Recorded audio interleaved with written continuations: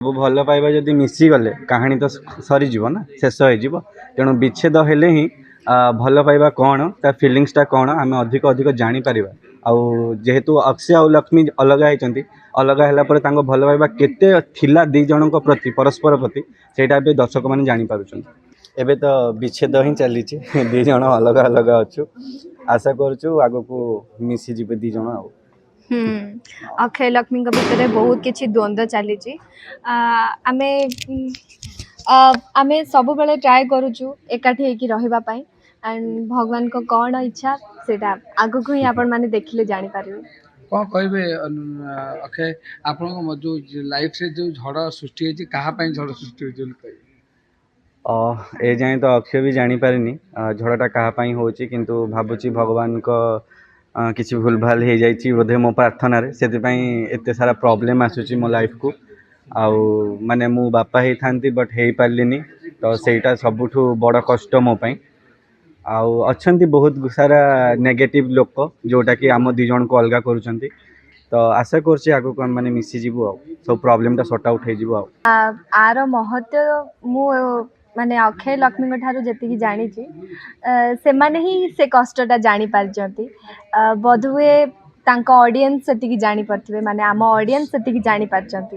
ସବୁ ଭଲ ପାଇବା ଯଦି ମିଶିଗଲେ କାହାଣୀ ତ ସରିଯିବ ନା, ଶେଷ ହେଇଯିବ। ତେଣୁ ବିଚ୍ଛେଦ ହେଲେ ହିଁ ଭଲ ପାଇବା କ'ଣ, ତା ଫିଲିଙ୍ଗସଟା କ'ଣ ଆମେ ଅଧିକ ଅଧିକ ଜାଣିପାରିବା। ଆଉ ଯେହେତୁ ଅକ୍ଷୟ ଆଉ ଲକ୍ଷ୍ମୀ ଅଲଗା ହେଇଛନ୍ତି, ଅଲଗା ହେଲା ପରେ ତାଙ୍କ ଭଲ ପାଇବା କେତେ ଥିଲା ଦୁଇ ଜଣଙ୍କ ପ୍ରତି, ପରସ୍ପର ପ୍ରତି, ସେଇଟା ଏବେ ଦର୍ଶକମାନେ ଜାଣିପାରୁଛନ୍ତି। ରିଚା ବିଷୟରେ କ'ଣ କହିବେ? ରିଚା ଆପଣଙ୍କୁ କେମିତି ଲାଗେ?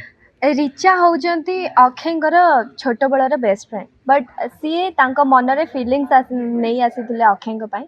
ବଟ୍ ସେ ଯେତେବେଳେ ଜାଣିଲେ ଅକ୍ଷୟ ଲକ୍ଷ୍ମୀଙ୍କୁ ବାହା ହେଇସାରିଛନ୍ତି ତାଙ୍କ କୁଣ୍ଡଳୀ ଦୋଷ ପାଇଁ, ସେତେବେଳେ ସେ କହିଲେ କି ଲକ୍ଷ୍ମୀଙ୍କୁ ତମେ ଛାଡ଼ିଦିଅ ଆଉ ମୋତେ ମ୍ୟାରେଜ୍ କର। ବଟ୍ ଅକ୍ଷୟ ବହୁତ ଲୟାଲ୍ ଥିଲେ ବୋଲି ଏପର୍ଯ୍ୟନ୍ତ ଲକ୍ଷ୍ମୀ ସହ ଅଛନ୍ତି।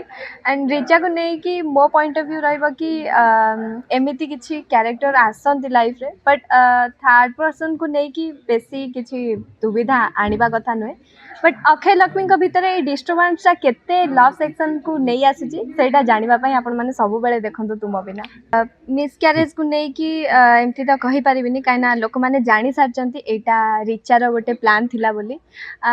ତାପରେ କହିବି ଅକ୍ଷୟ ଏପର୍ଯ୍ୟନ୍ତ ବି ସେସବୁକୁ ନେଇକି ଭାବି ନାହାନ୍ତି କି ଲକ୍ଷ୍ମୀଙ୍କ ଉପରକୁ ସନ୍ଦେହ ଆଣିନାହାନ୍ତି।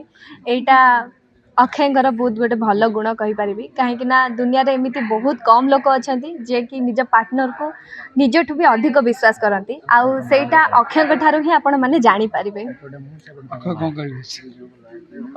ଯଦି ସଚ୍ଚା ଭଲ ପାଇବା ଥାଏ ତାହେଲେ ଡକ୍ଟର ରିପୋର୍ଟ ଦେଲେ ବି ଲାଗୁଛି ମୋତେ ସେଇଟା ଭୁଲ ହେଇଥାଇପାରେ। ଆଗକୁ ନିଶ୍ଚୟ ମାନେ ମିସ୍କ୍ୟାରେଜ୍ ହେଇନି, ସେଇଟା ମୋ ବିଶ୍ୱାସ ଆଉ ମୋ ଭଲ ପାଇବା ପାଇଁ ମୁଁ ସେତିକି ବିଶ୍ୱାସ କରୁଛି। ଆଉ ଯେତିକି ପ୍ରୋବ୍ଲେମ୍ ଯିଏ ବି କ୍ରିଏଟ୍ କରୁ, ବଟ୍ ଯଦି ନିଜେ ପରସ୍ପର ଭଲ ବଣ୍ଡିଂ ଥିବ, ଭଲ ପାଇବା ଠିକ୍ ଥିବ, ତାହେଲେ ରିଜଲ୍ଟଟା ବି ଆଗକୁ ଭଲ ହିଁ ଆସିବ। ନୂଆ ଟୁଇଷ୍ଟ, ଲକ୍ଷ୍ମୀ ଏବେ ରିଭେଞ୍ଜ ନେବ, କାହିଁକିନା ସେ ଜାଣିସାରିଛି ସେ ଯେତେବେଳେ ଶାନ୍ତ ରହୁଛି ତାକୁ ତା ପରିବାର ଆଉ ତା ଶତ୍ରୁମାନେ ବହୁତ କଷ୍ଟ ଦେଉଛନ୍ତି। ତ ସେ ଏବେ ଷ୍ଟ୍ରଙ୍ଗ ରହିବାକୁ ଟ୍ରାଏ କରୁଛି। ଇଭେନ୍ ସେ ଟ୍ରାଏ ବି କରୁଛି ଏଇଥିପାଇଁ ଯେ ତା ଆଖିରୁ ଯେଉଁମାନେ ଲୁହ ଝରେଇଛନ୍ତି, ତା ଶତ୍ରୁମାନଙ୍କ ଆଖିରୁ ସେ ରକ୍ତ ଝରେଇବ। ଆଣ୍ଡ ଏଇ ରିଭେଞ୍ଜଟା ସେ ବହୁତ ଜଲ୍ଦି ପୁରା କରିବ। ସେଇଥିପାଇଁ ସବୁବେଳେ ଆପଣ ଯୋଡ଼ି ହେଇକି ଥାନ୍ତୁ ତୁମ ବିନା ସହିତ। ଲକ୍ଷ୍ମୀଙ୍କ ସହ ଅକ୍ଷୟ ଅଛନ୍ତି, ନିଶ୍ଚୟ ମୁଁ ତାଙ୍କୁ ମୁଁ କହିଛି କି ସବୁ ପରିସ୍ଥିତିରେ ମୁଁ ତାଙ୍କ ସାଥ ଦେବି। ଇଭିନ୍ ଯଦି ମୋ ନିଜ ମମ୍ ବି ମୋ ସାମ୍ନାକୁ ଆସନ୍ତି ଆଉ ମୁଁ ଯଦି ଜାଣିବି ଯେ ସିଏ ବି ଲକ୍ଷ୍ମୀ ବିରୁଦ୍ଧରେ ଅଛନ୍ତି ବୋଲି, ତାହେଲେ ବି ମୁଁ ଲକ୍ଷ୍ମୀଙ୍କର ହିଁ ସପୋର୍ଟ ଦେବି।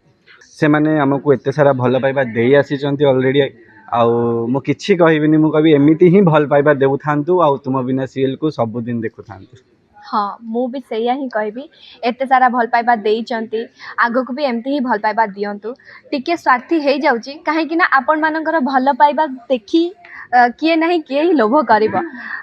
ମୁଁ ଆଉ ଟିକେ ଲୋଭ କରି କହୁଛି, ଆଉ ଟିକେ ଅଧିକ ଭଲ ପାଇବା ଦିଅନ୍ତୁ। ସବୁବେଳେ ତୁମ ବିନା ରାତି 8ଟାରେ ସୋମବାରରୁ ଶନିବାର ଦେଖନ୍ତୁ, ଆଣ୍ଡ ଏମିତି ହିଁ ଭଲ ପାଇବା ଦେଇ ଚାଲନ୍ତୁ।